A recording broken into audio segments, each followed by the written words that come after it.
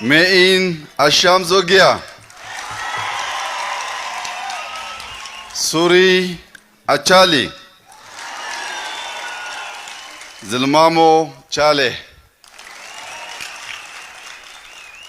ክቡር የሕዝብ ተወካዮች ምክር ቤት አፈ ጉባኤ አቶ ታገሰ ጫፎ፣ የተከበሩ የፌዴሬሽን ምክር ቤት አፈ ጉባኤ አቶ አገኘሁ ተሻገር፣ የክልላችን ፕሬዝዳንት ዶክተር፣ እንዲሁም የተከበራችሁ የሜይን፣ የዲዚ፣ የሱሪ፣ የዝልማሞ ብሔረሰቦች፣ በጥቅሉ በደቡብ ምዕራብ ኢትዮጵያ የምትኖሩ ኢትዮጵያውያን በሙሉ እንኳን በሰላም ለመተያየት፣ ለመነጋገር፣ ለመተዋወቅ አበቃን አበቃችሁ ለማለት እወዳለሁ።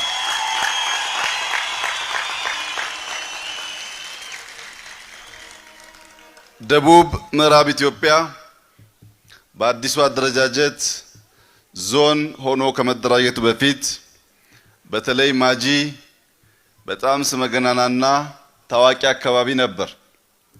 አጋሮነሽ ወይ ማጂ ልፈልግ አማላጅ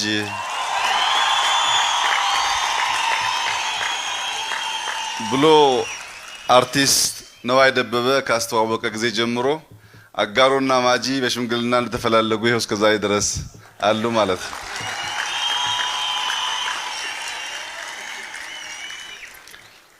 ዛሬ ወደዚህ ስንመጣ ያየነው መልክዓ ምድር ያየነው ውበት ከምናቀው ከቡናው ከወርቁ ባሻገር ይህ አካባቢ በቂ ትኩረትና ልማት ካገኘ፣ ሰላም ካገኘ ለራሱ ብቻ ሳይሆን ለኢትዮጵያ ልማት፣ ለኢትዮጵያ እድገት፣ ለኢትዮጵያ ብልጽግና ከፍተኛ ሚና ሊጫወት የሚችል አካባቢ እንደሆነ ትምህርት መቅሰም ችለናል።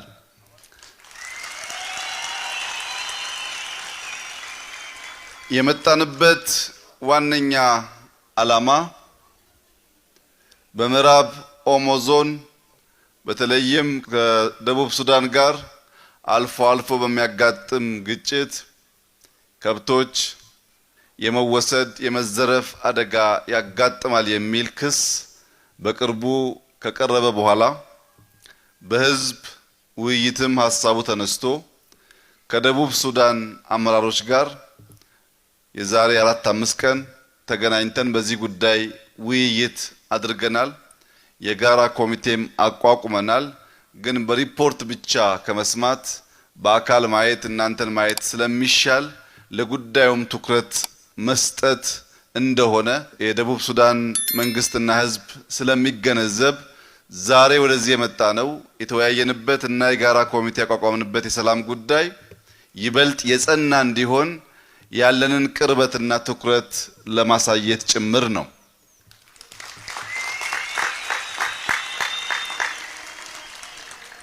ዲዚዎች እኛ ጋምት እስቲኖ ነው ይላሉ። ስንደመር አንድ ስንሆን ሰላምን ማስከበር፣ ልማትን ማምጣት፣ ሀገርን መጠበቅ እንደሚቻል የሚያመላክት ብሂል በእናንተ ውስጥ አለ። እነዚህ 4 ብሔረሰቦች በውስጣቸው ሰላም ሆኖ አንድ መሆን ሲችሉ ሌሎች ከውጭ መጥተው ጥቃት ለመፈጸም ይቸገራሉ። የመጀመሪያው ስራ መሆን ያለበት በእኛ መካከል ሰላም፣ በእኛ መካከል አንድነትን ማጽናት ነው። የኛ ሰላምና አንድነት ሌሎች መጥተው እንዳያጠቁን በእጅጉ ስለሚያግዝ ከአጠቃላይ የኢትዮጵያ ብሔር ብሔረሰቦች አንጻር ሲታይ ኢትዮጵያ የምትባለው ሀገር ሜይን፣ ዲዚን፣ ሱሪን፣ ዝልማሞን ከዘነጋች ሙሉ ኢትዮጵያ መሆን አትችልም። የኢትዮጵያ ሙላት የኢትዮጵያ ትልቅነት የሚረጋገጠው እናንተንም ያቀፈ የእናንተንም ችግር የተገነዘበ ከእናንተም ጋር ወደ እድገት ጎዳና ለመጓዝ የወሰነ ሀገር መንግስት የሆነ እንደሆነ ብቻ ነው።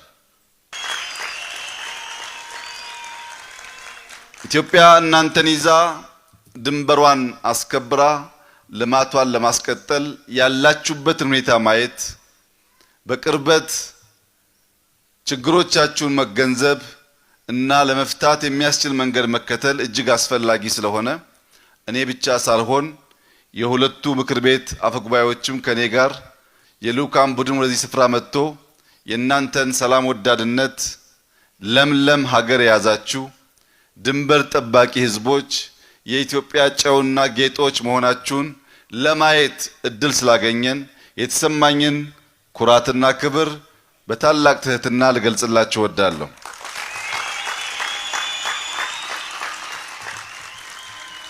ኢትዮጵያ አሁን ባለችበት ሁኔታ በቂ ሀብት ስለሌላት በየቦታው የሚነሱ የመንገድ፣ የመብራት፣ የትምህርት ቤት፣ የጤና ተቋማት ችግሮች ሁሉም ጋር መፍታት አትችልም። ነገር ግን ኢትዮጵያ በጀመረችው የብልጽግና ጉዞ ኢትዮጵያ ውስጥ የሚነሱ ጥያቄዎች ለመመለስ የሚያስችል አቅም ለማደራጀት የሚያስችል ሁኔታ ስላለ ሁላችንን የሚያኖረን ተስፋ ነው። ደቡብ ምዕራብ ኢትዮጵያም ደቡብ ምዕራብ ኦሞም ተስፋ በሰነቀችው ኢትዮጵያ ውስጥ ያለ ጨው ስለሆነ ተስፋ እንዳትቆርጡ፣ ችግሮቻችሁን፣ የልማት ጥያቄዎቻችሁን በተደጋጋሚ ሰምተናል። አቅም በፈቀደ መጠን የእናንተን ጥያቄ በመለስ ሰላማችሁን መጠበቅ መንግስታችን በሚችለው አቅም ሁሉ ከፍተኛ ጥረት እንደሚያደርግ ላረጋግጥላችሁ እወዳለሁ።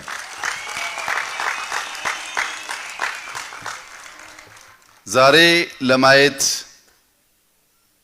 ሁኔታችሁን ለመገንዘብ እድል ስላገኘን ነገ ምን ማድረግ እንደምንችል ከጓደኞቻችን ጋር ተማክረን ጥያቄዎቻችሁን በሚመልሱ ችግሮቻችሁን በሚፈቱ አንዴ ሁሉም ባንፈታም ደረጃ በደረጃ አንዳንዱን ጉዳይ ለመፍታት የሚያበቃ ስራ እንደምንሰራ ምንም ጥርጥር የለኝም።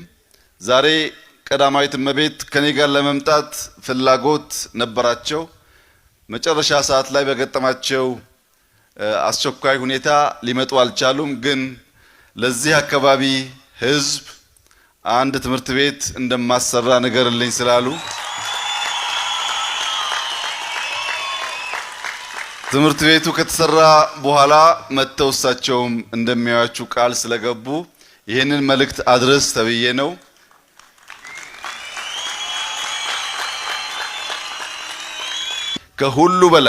ከሁሉ በላይ ሰላማችሁን፣ አንድ መሆናችሁን፣ የኢትዮጵያ ፈርጥና ጨው መሆናችሁን ዛሬ መተን እንድናያችሁ ያደረገው ፍቅራችሁን እንድትጠብቁ አደራ ማለት ፈልጋለሁ።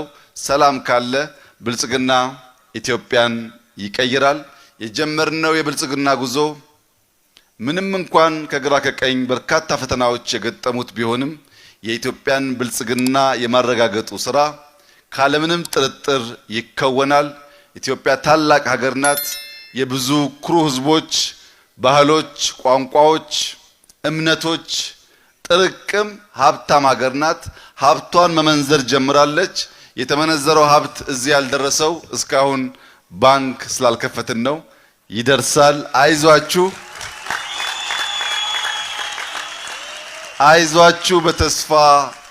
በተስፋ በሰላም በአንድነት ጠብቁን። ደጋግመን እናያችኋለን። ስለመጣን እጅግ በጣም ደስ ብሎናል። እናንተም እንኳን ደስ ያላችሁ። ሰላማችሁ የበዛ፣ ልማታችሁ የበዛ፣ ፍቅራችሁ የበዛ፣ ኢትዮጵያዊነታችሁ የበዛ እንዲሆን ያለኝን ምኞት እየገለጽኩ እጅግ አድርጌ አመሰግናለሁ። ክብረት ይስጥልኝ። ሰላም ሁኑ።